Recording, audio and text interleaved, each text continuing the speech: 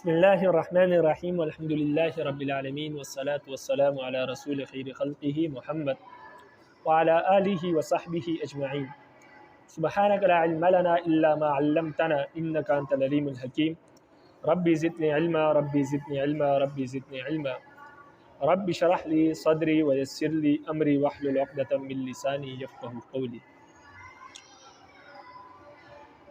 तफ़सीर बेज़ावी का जो हिस्सा एम.ए. अरबी साल अव्वल के कोर्स में शामिल है, उसके इक़्तिबासात यहाँ पर ज़िक्र किए जाएंगे, साहिब किताब ज़िक्र करेंगे और उसको आपने समझना है और ज़हनशीन करना है। यानी एम.ए. अरबी साल अव्वल के कोर्स में तफ़सीर बेज़ावी का जो हिस्सा शामिल है वो सूरह आल इमरान का पहला रुकू है। जो तफ़सीर बेज़ावी का आल इमरान का पहला रुकू है तफ़सीर बेज़ावी में, वो एम.ए. अरबी के कोर्स में शामिल है साल अव्वल में। तो उसका वो पूरा रुकू और उसकी तशरीह अल्लामा बेज़ावी ने जो की है, साहिब किताब उसका यहाँ पर ज़िक्र करेंगे। लेकिन इसको आपने ज़हनशीन करना है, क्योंकि बाज़ औक़ात पर्चे में सिर्फ़ पूरे रुकू में से 1, 2 या 3 आयात लिखी होती है कि इन आयात की तफसीर और तशरीह करे अल्लामा बेज़ावी के तर्ज़ पर, उन्होंने जिस तरह तशरीह की है। और फिर ये भी होता है कि अल्लामा बेज़ावी ने इस लफ़्ज़ से क्या मुराद लिया है उसको भी वाज़े करे, और इस लफ़्ज़ से क्या मुराद लिया उसको भी वाज़े करे। इसलिए इन तशरीह को गौर से सुने भी और इसको ज़हनशीन भी करे, ताकि कल पर्चे में जब इस तरह की इबारत आएगी कि आयत की तफसीर आपने अल्लामा बेज़ावी के तर्ज़ पर करनी है, तो आप वो तशरीह कर सके और अल्लामा बेज़ावी ने क्या मुराद लिया है इस लफ़्ज़ से तो वो आपके इल्म में हो। इसी तरह आगे अल्लामा ज़मख़शरी का तफ़सीर कश्शाफ़ का भी पहला रुकू ही है सूरह आल इमरान का, तो वो भी जब आएगा तो उसको भी ज़हनशीन करना है, क्योंकि उसका भी यही सवाल होता है कि इस आयत की तशरीह करे तफ़सीर कश्शाफ़ में अल्लामा ज़मख़शरी ने जिस तरह तशरीह की है उसके मुताबिक करे, और अल्लामा कश्शाफ़ ने इस लफ़्ज़ से क्या मुराद लिया है उसको भी वाज़े करे। तो इसलिए इस हिस्से को, तफसीर के इस हिस्से को गौर से सुने और ज़हनशीन करने की कोशिश करें। बिस्मिल्लाहिर्रहमानिर्रहीम। अलिफ लाम मीम। सूरह आल इमरान की पहली आयत अलिफ लाम मीम, अल्लाहु ला इलाहा इल्ला हुवल हय्युल क़य्यूम। अलिफ लाम मीम, अल्लाहु ला इलाहा इल्ला हु, अल्लाह के सिवा कोई माबूद नहीं, वही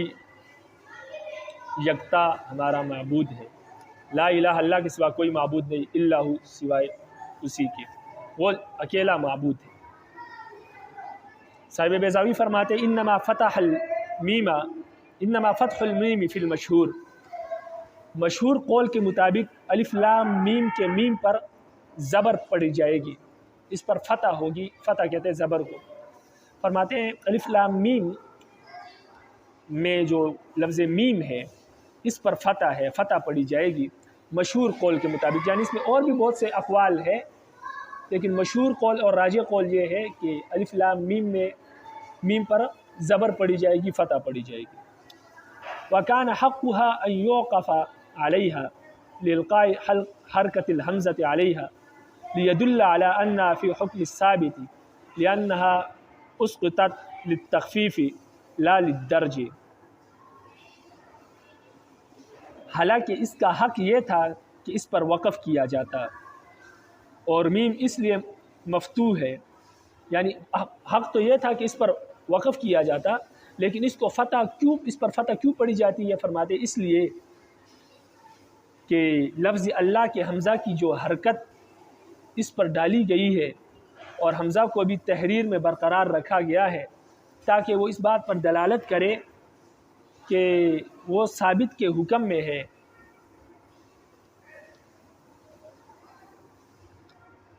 कि यह तख़फ़ीफ़ कलाम के लिए गिराया गया है, दरमियान कलाम में आने की वजह से नहीं गिराया गया।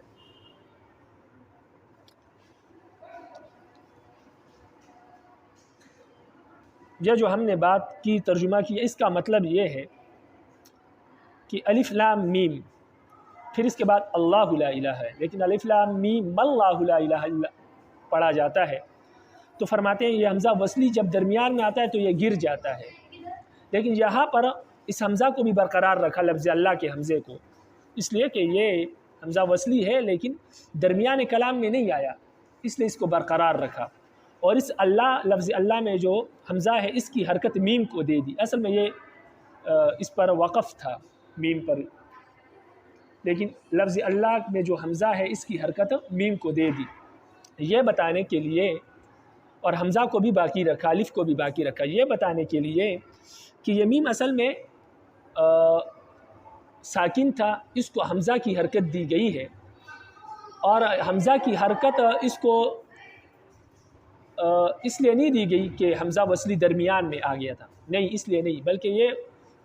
ساکن تھا تو اس لیے ملانے کے لیے اس کو میم کی حرکت دی، اور حمزہ وصلی کو اس لیے برقرار رکھا تاکہ معلوم ہو کہ عربی قاعدے کے مطابق جب حمزہ وصلی کلام کے درمیان میں آ جاتا ہے تو وہ گر جاتا ہے، لیکن یہاں پر اس لیے نہیں گرا کہ یہاں پر الف لام میم الگ کلام ہے، اللہ لا الہ الا اللہ،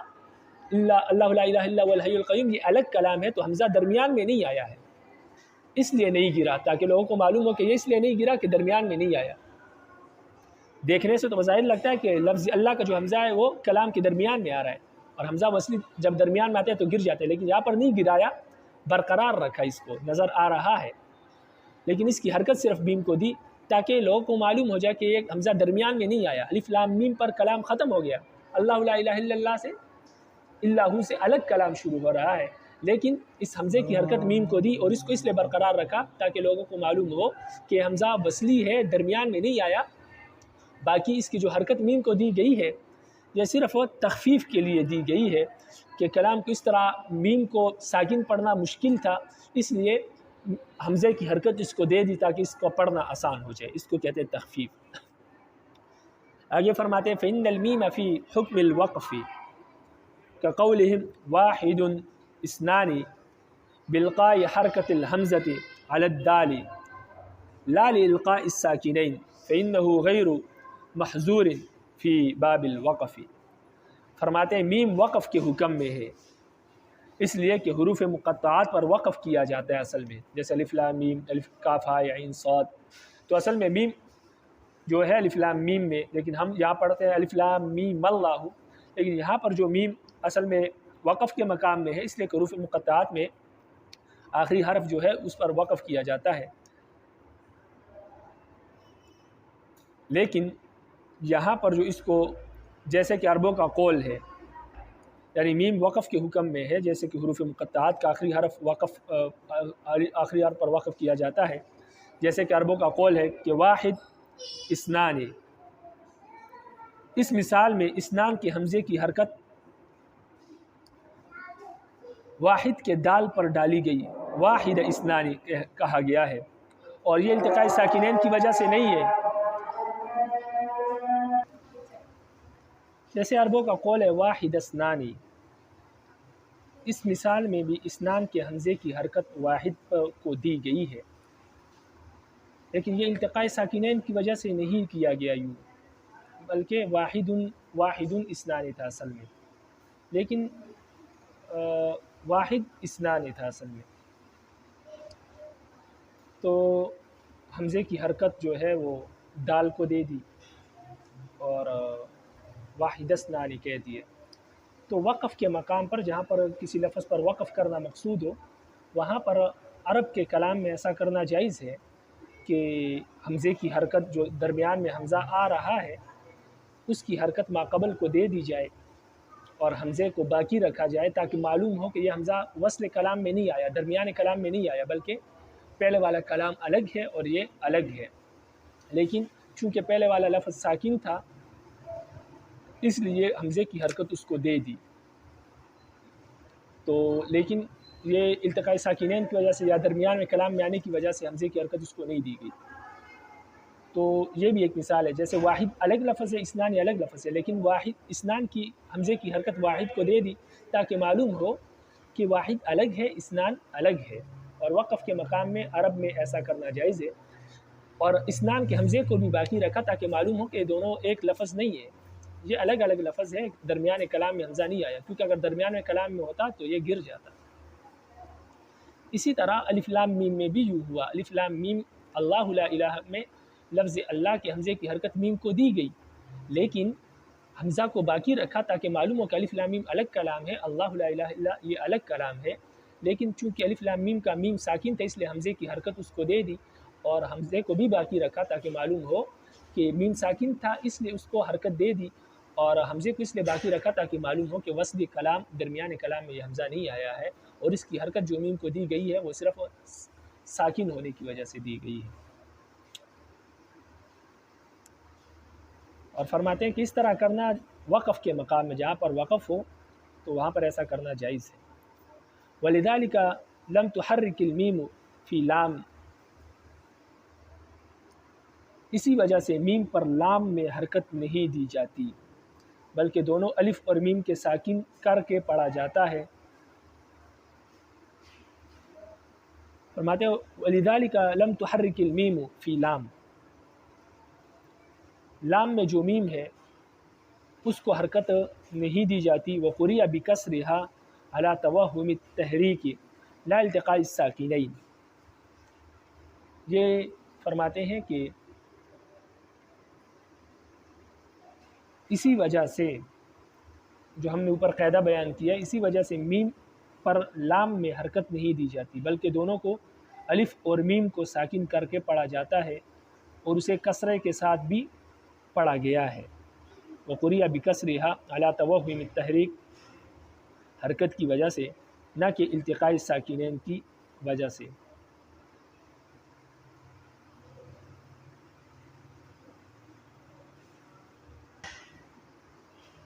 اس کا مطلب یہ ہے کہ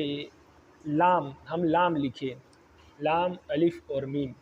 لام لکھنے میں یہ تین حروف آتے ہیں، الف لام اور میم۔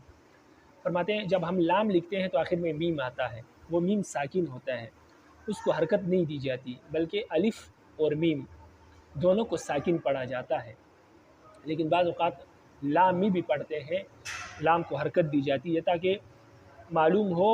بعض لوگ یہ سمجھتے ہیں، ان کو یہ وہم ہے کہ لام متحرک ہے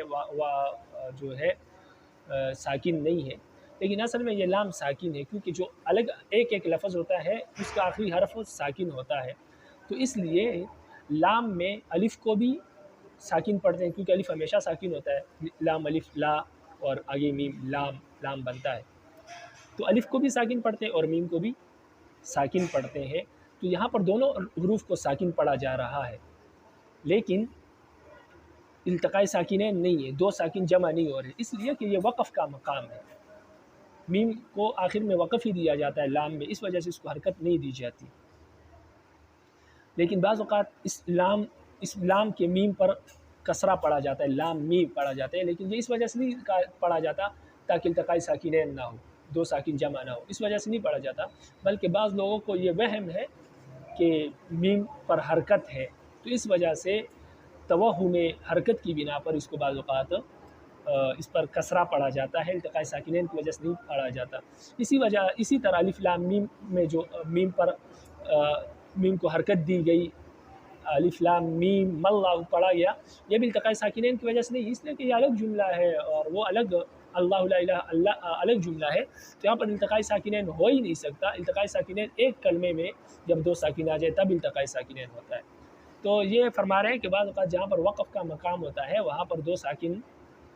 جمع ہو سکتے ہیں، وہاں پر کوئی مضائقہ نہیں ہے، اور بعض اوقات ساکن پر حرکت پڑھ لیا جاتا ہے، لیکن وہ التقاء ساکنین کی وجہ سے نہیں پڑھا جاتا، بلکہ وہ صرف جو ہے اس قاعدے کی بنا پر پڑھا جاتا ہے کہ ساکن کو بعض اوقات اس پر حرکت بھی پڑھ سکتے ہیں، یہ جائز ہے۔ وقرأ ابو بکر بسکونها، اور ابو بکر نے، یعنی جو قاری ہے، مشہور قاری ہے ابو بکر، انہوں نے اس الف لام میم میں جو میم ہے اس کو ساکن بھی پڑھا ہے، وقف کے ساتھ بھی پڑھا ہے۔ والابتداء بما يعدها على الاصل، یعنی الف لام میم میں میم اللہ لا الہ الا هو الحی القیوم، اس میں جو میم ہے اس کو ساکن پڑھا ہے، اور انہوں نے ابتدا اس طرح کی ہے اور اپنے اصل پر پڑا ہے، یعنی وہ کہتے ہیں کہ اصل الف لام میم میں جو میم ہے یہ ساکن ہے، تو اس لیے اصل قاعدے کی بنیاد پر انہوں نے اس کو میم کو ساکن پڑھا ہے اور حرکت نہیں دی ہے۔ آگے الحی القیوم پوری تفسیر آ رہی ہے، انشاءاللہ اس کو اگلے درس میں پڑھیں گے۔ وہ کچھ پڑھا سنا رب العالمین عمل کرنے کی توفیق نصیب فرمائے اور سمجھ نصیب فرمائے۔ یہ مشکل نہیں ہے، بلکہ تھوڑا سا غور کرنے سے بات سمجھ میں آ جاتی ہے، لیکن اس کے لیے ضروری ہے کہ نحو کے قوانین اور اصول جو ہے وہ ذہن میں ہو، تاکہ رب العالمین ہمیں سمجھ نصیب فرمائے۔ وما علینا الا